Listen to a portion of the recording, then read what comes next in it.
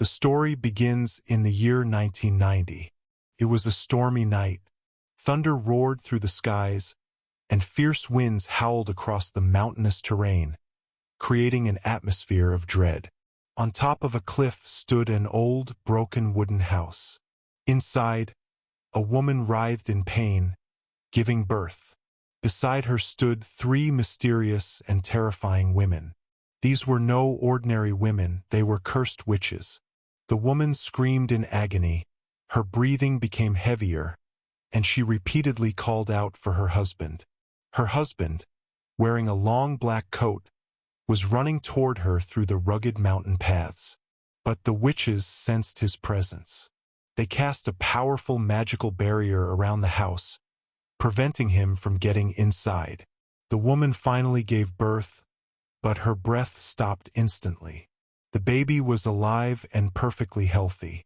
At that moment, the man arrived outside the house and shouted, "Give me my child!" The witches responded, "This child is not yours. He will come to you on his own when he grows up." The man's eyes were filled with both rage and sorrow. He let out a furious roar, and a dark energy spread around him. The man was, in fact, a powerful vampire, and the child, a Dampyr, was born from a vampire and a human. 15 years passed. An army unit was sent to a remote and eerie village where reports of mysterious deaths were coming in. When the soldiers arrived, destruction was everywhere. Human corpses lay scattered, some with broken necks, others with ripped open chests, as if wild animals had attacked them. In the center of the village stood an old church, cloaked in darkness. Inside they found piles of corpses. An old man appeared and warned the commander, "These are no ordinary deaths. You must call him the Dampyr." The commander laughed it off, but one angry soldier shot the old man. The commander got furious, but the truth was far darker. Meanwhile, we see our hero Harlan for the first time, waking from a terrifying nightmare. His friend William wakes him and asks if everything's all right. Harlan says the nightmares are growing worse. They both set off on a new mission to another haunted village. Villagers there speak of a ghost in the graveyard. Harlan visits, places his hand on the grave, chants some spells, and declares the ghost is gone. No need to fear anymore. Back in the village, the army unit stays overnight. Two soldiers on guard hear a girl crying, "Help me!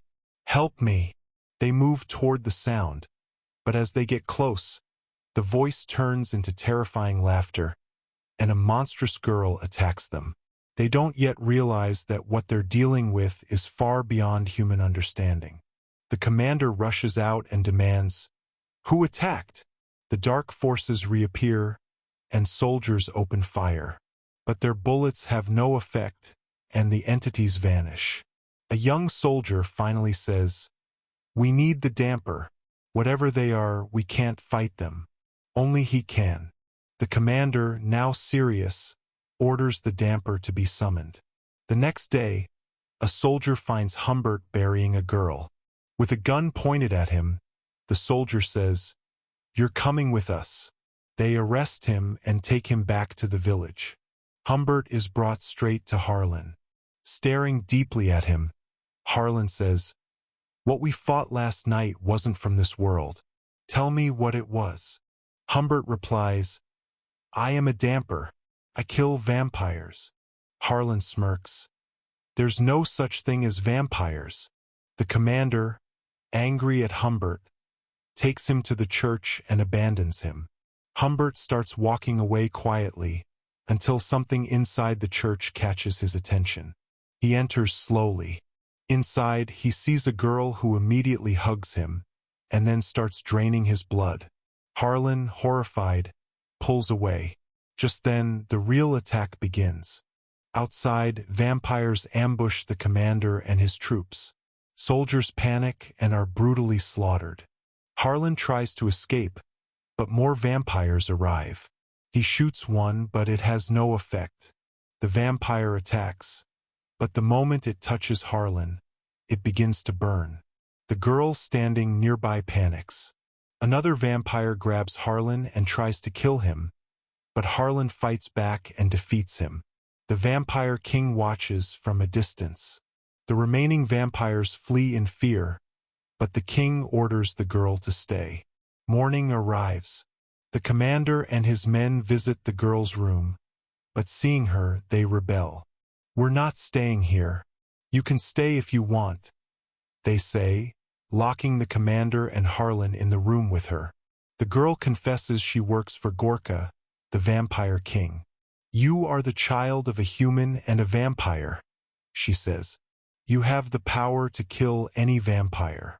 Now that the king knows you're alive, he will try to kill you."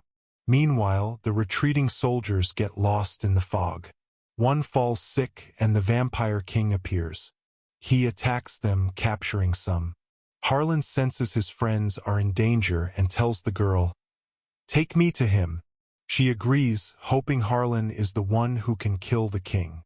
On the way, Harlan dreams of two boys beating him, yelling, "You're a witch's son." He sees a glimpse of his father calling, "Come back, son." He wakes up shouting. The commander says, "You were muttering. That was some nightmare."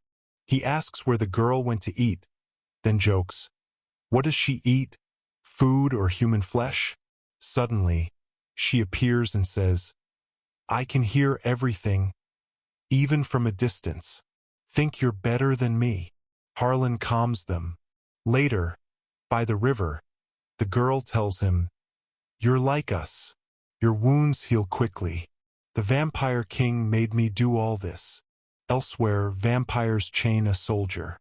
The king arrives and says, "I can smell fear in your blood." He forces the soldier to drink his blood, turning him into a vampire. The commander asks Harlan, "How do we kill them?" Harlan coats a bullet with his blood and says, "This might work." The girl also asks for a gun. The commander mocks her. "Why? You're dangerous enough already." She gets angry.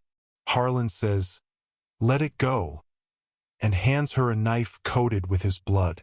Suddenly, a bomb blast shakes the area. The girl rescues both Harlan and the commander. When asked why she didn't take them to the king, she replies, "He already knew we were coming. He's too powerful."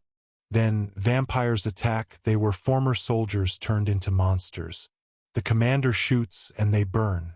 They fight off the rest. Two vampires attack Harlan and the commander, beating them badly. The commander shoots one, and Harlan kills the other. Suddenly, the vampire girl points a gun at Harlan. Her eyes are pitch black. "The king is controlling me," she says and shoots. She flees crying.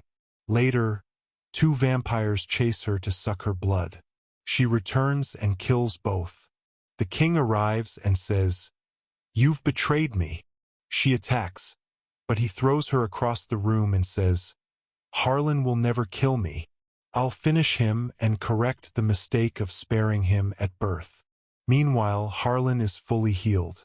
He and the commander decide to storm the king's lair. Once inside, they fall into an illusion. The commander sees his daughter calling him and faints. They get separated. Harlan finds the vampire king waiting. The commander wakes up to find himself and the vampire girl chained and hanging. A vampire, his old comrade, sets the girl on fire. The commander yells in pain as he's stabbed. But in the chaos, the chain breaks, and the girl uses it to hang the vampire. The commander sets him ablaze. He offers the girl his blood. She drinks and regains her strength. Harlan reaches the king. He shoots, it does nothing. The king tosses him across the room. "I should have killed you at birth," he says. Lifting him in the air, the king says, "You won't die easily. I'll make you suffer." Suddenly, a vampire friend of Harlan arrives and attacks him. But when Harlan's blood touches him, he burns. "I'm sorry, my friend. I didn't mean to. The king controlled me," he says before turning to ashes. Heartbroken, Harlan attacks the king, but is again thrown back. The king pins Harlan's friends to the wall, declaring, "You'll rot here forever." Harlan loses consciousness and awakens in a mystical realm. Three mysterious women tell him, "It's time to choose." He meets his father, who says, "Why fear me? I should fear you. Know your blood." Something awakens in Harlan. His veins surge with energy, and his eyes turn red. The king senses a change. Harlan stands tall. A fierce battle begins. Harlan punches him, and the king starts to burn. "You should have died, Draka," the king screams. Harlan grabs his neck. The king turns to ash and whispers, "Now I understand what death feels like." All the captives are freed. Harlan turns to see a hidden door. The commander asks, "Whose place is this?" Harlan replies, "It belonged to my father." He finds a book with his father's picture and says, "There are more like these." Together, they set out to destroy the remaining vampires. In the end, we see a man standing near a grave. It's Harlan's father. Beside him, Harlan's mother. "He's chosen his path," the father says. Three mystical women arrive and say, "He's killing vampires." The father replies, "He will answer his blood's call. This is just the beginning of my war."